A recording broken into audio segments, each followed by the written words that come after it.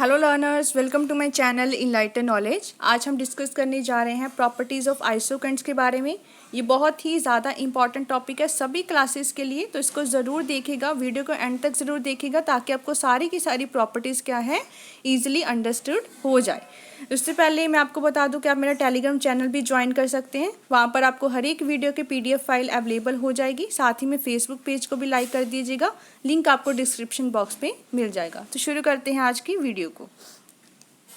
Video शुरू करने से पहले मैं आपको ये बता देती हूँ कि जिन्होंने पहले तो इंडिफरेंस कर्व वाली वीडियोस नहीं देखी हैं या इंडिफरेंस कर्व के बारे में बिल्कुल कुछ नहीं पता है, तो आपके लिए इसको समझ पाना थोड़ा सा मुश्किल हो जाएगा।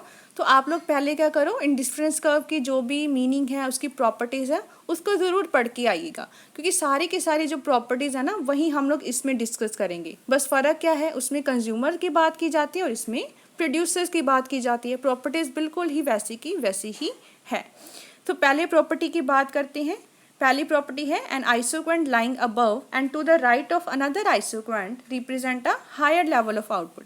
कि जैसे ही आइसोक्वेंट को आप लोग इंक्रीज करोगे, मतलब राइटवर्ड शिफ्ट करते जाओगे, वो आपको क्या देगा, हायर लेवल ऑफ आउटपुट ही देगा। वैसे इंडिफरेंस कर्व में किया था ना, higher the indifference curve higher the satisfaction, वही इसमें लागू होता है कि higher the isoquant higher the production. अब इसको बना लेते हैं। ये बनेगी कैसे कि आपको इजीली क्या है क्लियर हो जाएगा कि ऐसा क्यों होता है। ये मैंने बना लिया अपनी IQ1, ठीक है। इसमें मान के चलो प्रोडक्शन हो रही है 100 यूनिट्स की। इसमें लेबर इतनी लगा रहे हैं और कैपिटल लगा रहे हैं इतनी। अब मैं क्या करती हूँ, ये मेरी आइसोकरेंट ऊपर वाली बन गई IQ2। तो इससे क्या होगा, प्रोडक्शन बढ़ जाएगी। ऐसा क्यों, पॉइंट ले लो यहाँ पे, कैपिटल के यूनिट्स भी बढ़ गए, लेबर के भी बढ़ गए। अगर आपको ये भी नहीं ध्यान में रखना तो एक ऐसे पॉइंट ले लो जैसे कि इसके बिल्कुल सामने। इससे क्या पता लग रहा है कि लेबर के यूनिट्स क्या हो चुके हैं, बढ़ चुके हैं, लेकिन कैपिटल उतनी की उतनी है। लेकिन प्रोडक्शन में तो फ़र्क पड़ेगा ना, मजदूर आप लोग ज़्यादा लगा दोगे, कैपिटल चलो वही यूज़ कर रहे हो, इसका मतलब क्या है, आउटपुट में इंक्रीज आएगा। मान के चलो यहाँ पे आउटपुट होगी 200, तो आउटपुट बढ़ती जाएगी। जैसे ही आप लोग क्या है इसको राइटवर्ड शिफ्ट करते जाओगे ना, जितनी हायर जाती जाएगी आइसोक्वेंट, उतनी ही आपकी आउटपुट क्या है, बढ़ती जाएगी। It will represent a higher level of output. तो इसका मतलब अगर मैं इस फिगर की ध्यान दूं तो ये वाला जो है, ये वाली कर्व, ये आपको सबसे ज़्यादा हायर क्या है, आउटपुट लेवल को शो कर रही है।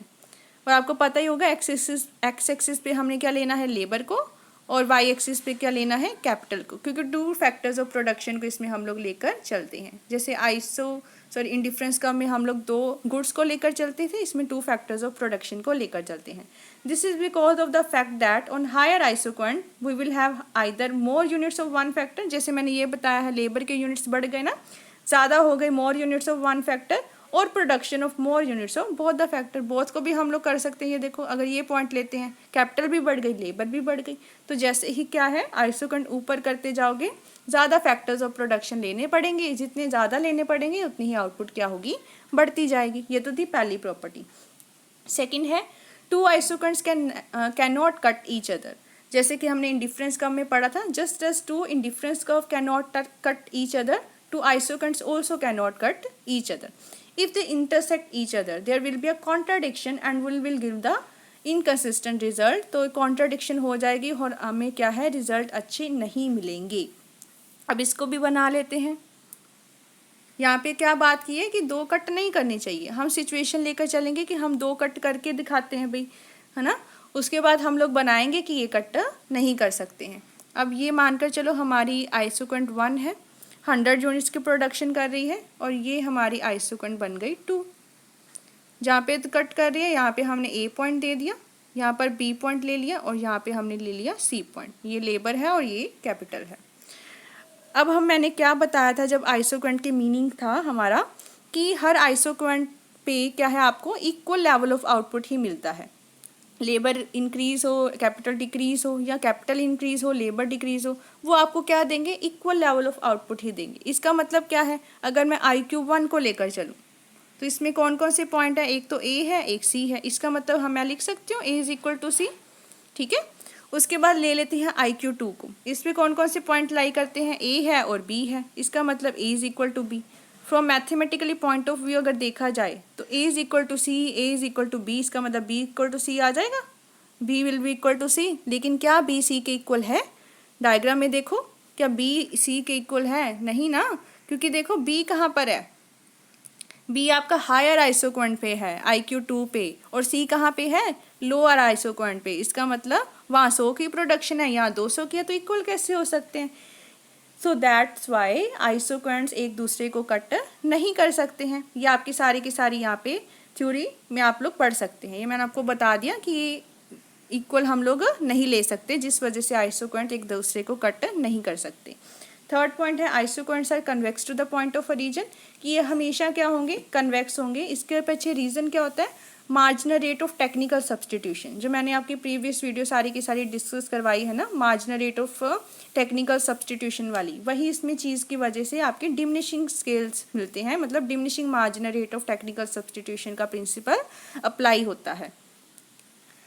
अब इन्होंने बताया क्या है कि ये हमेशा क्या होनी चाहिए, convex to the point of origin, मतलब ऐसे बननी चाहिए आपकी आइसोक्वेंट। ठीक है, IQ1 ले लेते हैं इसको मैं। ये ऐसे क्यों बनती है, क्योंकि हमने यहाँ पे एक चीज़ की थी ना कि जैसे ही हम लोग क्या करेंगे, लेबर के यूनिट्स को बढ़ाएंगे तो कैपिटल कम होती जाएगी। मानकर चलो इतनी लेबर है, इतनी कैपिटल ले रहे थे, लेबर के यूनिट्स को कम बढ़ाया, L1 किया, कैपिटल के यूनिट्स को कम करना पड़ा। ठीक है ना, ऐसे ही चल रहा है, लेबर की यूनिट्स को और बढ़ाया, कैपिटल की यूनिट को और कम करना पड़ा, तो ये चीज़ ऐसे चलती है। लेकिन आप यहाँ पे ध्यान दो कि क्या जितनी मैं लेबर बढ़ा रही हूँ, इतना इतना पार्ट लेबर का बढ़ा, तो कैपिटल को पहले मैंने इतना सेक्रीफाइस किया था, मैंने सारा का सारा आपको एक्सप्लेन किया है उस वीडियो में, उसको ज़रूर देखिएगा। पहले इतना कम किया, पहले फिर इतना कम किया, फिर इतना, मतलब लेबर के यूनिट्स को बढ़ाने पर ना आप कैपिटल को धीरे धीरे ना सेक्रीफाइस का लेवल उसका कम करते जा रहे हो, क्योंकि मैंने इसके पीछे रीज़न क्या बताया था कि जो चीज़ आपके पास कम होती जा रही है उसकी वैल्यू बढ़ती जाएगी, जिस वजह से आप उसको और सेक्रीफाइस नहीं करना चाहते, जिस वजह से ये कर्व क्या बनती है, कन्वेक्स बनती है। पढ़ते हैं इसको। And isoquant be convex to the origin because of the operation of principle of diminishing marginal rate of technical substitution. ये होता क्या है, जब हम सब्सटीट्यूट करवाते हैं, एक के बदले में दूसरी चीज़ को लेते हैं। ठीक है, as the producers move from A to B, अगर प्रोड्यूसर A से B की तरफ जाता है और B से C की तरफ या C से D की तरफ अलोंग एन आइसोक्वेंट, इसका मतलब क्या है, marginal rate of technical substitution of labour for capital diminishes. जो marginal rate of technical substitution आपका चल रहा है लेबर का कैपिटल के द्वारा, वो धीरे धीरे कम होता जा रहा है, क्योंकि अब हम कैपिटल को और ज़्यादा क्या है, सेक्रीफाइस नहीं कर सकते हैं। The marginal rate of technical substitution diminishes as the two factors are not perfect substitute. ये कन्वेक्स क्यों बनी है, क्योंकि दोनों के दोनों फैक्टर्स ना एक दूसरे के परफेक्ट सब्सटीट्यूट नहीं है। अगर परफेक्ट हो ना तो आपकी स्ट्रेट वाली बनती होती है कर्व। ठीक है, वो भी आगे डिस्कस करेंगे। So for every increase in labour units by delta L, मतलब अगर आप ये देखो ना, डेल्टा एल क्या होता था, चेंज इन लेबर, लेबर बढ़ी है, और वैसे ही डिक्रीज किस में आया है, कैपिटल में, जिसको क्या कहा है, चेंज इन कैपिटल, डेल्टा के। तो ये आपकी कर्व बननी चाहिए। अब कनकेव क्यों नहीं बन सकती है, ये भी पढ़ लेते हैं। It can not be concave, इसकी डायग्राम बना लेते हैं। कनकेव क्यों नहीं होनी चाहिए भी, कन्वेक्स ही क्यों होनी चाहिए, तो कनकेव मैं ये बना दी, A पॉइंट, B, C और D ले लेते हैं। अब क्या किया कि लेबर पहले इतनी ले रहे थे, कैपिटल इतनी ले रहे थे, लेबर की यूनिट्स को बढ़ाया, L1 किया, कैपिटल की यूनिट्स को इतना कम किया, K1 किया, लेबर के यूनिट्स को फिर बढ़ाया, कैपिटल के यूनिट्स को इतना कम कर दिया। ये देखो, अब आपको पता लग रहा होगा, पहले एक यूनिट जैसे लेबर का बढ़ाया, कैपिटल मैंने थोड़ी सी छोड़ी, ठीक है, उसके बाद लेबर की L1 को बढ़ाया, कैपिटल मैंने बहुत ज़्यादा छोड़ दी, फिर लेबर के थर्ड यूनिट को बढ़ाया, कैपिटल बहुत ज़्यादा ही छोड़ दी। ऐसे थोड़ी होता है रियल लाइफ में, आप लोग देखते हो ना कि अगर हमने कोई चीज़ को बढ़ाना है, ये थोड़ी पहले हम उसके थोड़े से यूनिट सेक्रीफाइस करेंगे, फिर धीरे से ज़्यादा सेक्रीफाइस करने पड़ गए, फिर और सेक्रीफाइस करना पड़ गया, तो ऐसा नहीं होता है। ठीक है, हमेशा क्या बनेगी, कन्वेक्स बनेगी, यही रीज़न है। If they are concave, marginal rate of technical substitution क्या होगा, इंक्रीज होता जा रहा है, मतलब उसके बीच का जो एरिया है, but this is not true of isoquants, वो हमने कंडीशन भी की थी।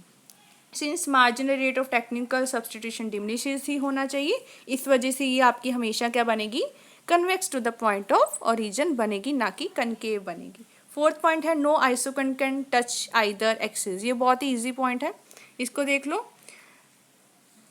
अब क्या कहा गया है कि आइसोक्वेंट्स ना टच नहीं कर सकती एक एक्सिस को। मानकर चलो ये मैंने टच करवा दी, ये क्या है, IQ1 लेबर कैपिटल तो कोई यूनिट ले ही नहीं रहे। अब ये बना दी, ठीक है, IQ2 कैसे भी बना दीजिए। ये क्या है, कैपिटल ली, लेबर ली ही नहीं। तो जब हम फैक्टर ही एक यूज़ कर रहे हैं तो आइसोकरेंट पढ़ ही क्यों रहे हैं।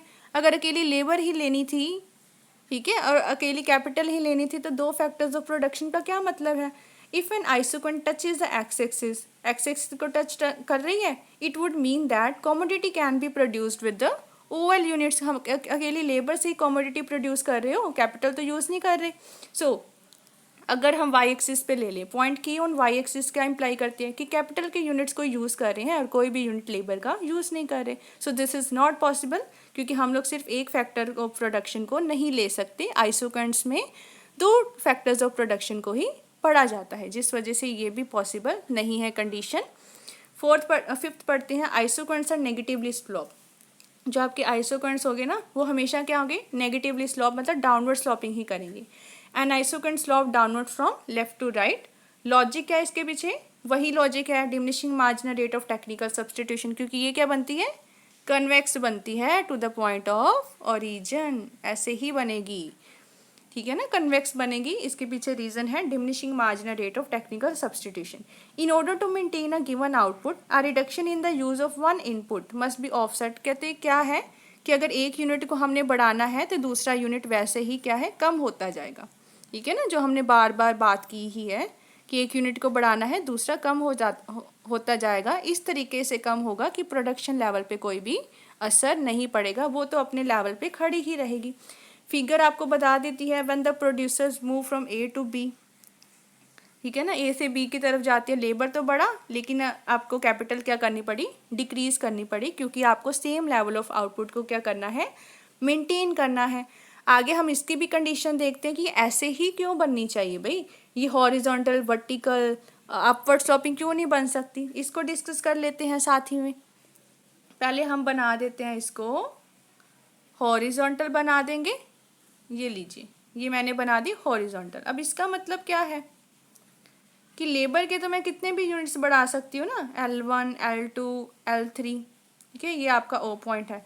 तो क्या मुझे ये सारे के सारे जो पॉइंट्स हैं वो इक्वल आउटपुट दे रहे हैं, नहीं देंगे। क्यों, क्योंकि अगर मैं इस पॉइंट की बात करूँ, इसमें क्या है, लेबर इतनी है, कैपिटल इतनी है, लेकिन B पॉइंट की बात की जाए तो लेबर बढ़ा दोगे, कैपिटल उतनी है, तो यहाँ पे मुझे सेटिस्फेक्शन आउटपुट ज़्यादा नहीं मिलेगी।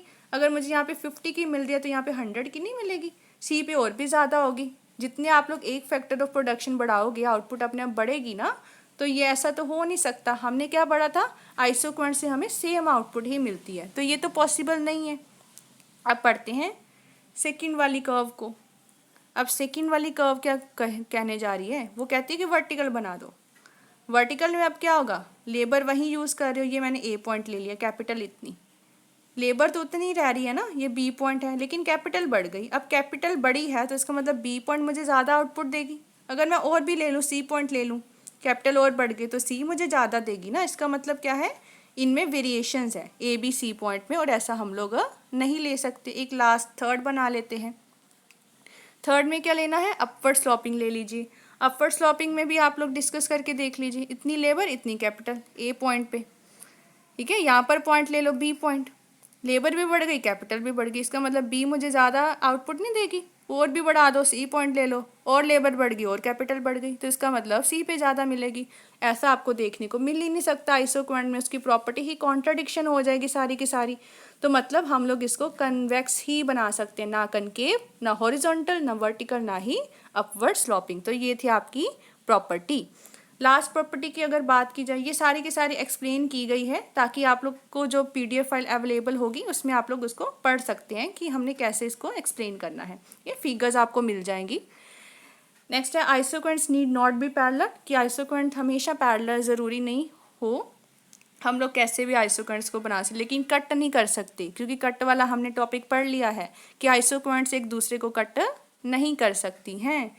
तो मैं क्या करूं, पहली IQ1 ऐसे बन गई, ठीक है, दूसरी बन गई ऐसे, ये पैरेलल थोड़ी है, पैरेलल तो होती है बिल्कुल सेम डिस्टेंस हो। ये तीसरी बन गई ऐसे, यहाँ डिस्टेंस ज़्यादा, यहाँ डिस्टेंस कम, मतलब ज़रूरी नहीं आपकी आइसोकरेंट क्या बने, पैरेलल ही बने।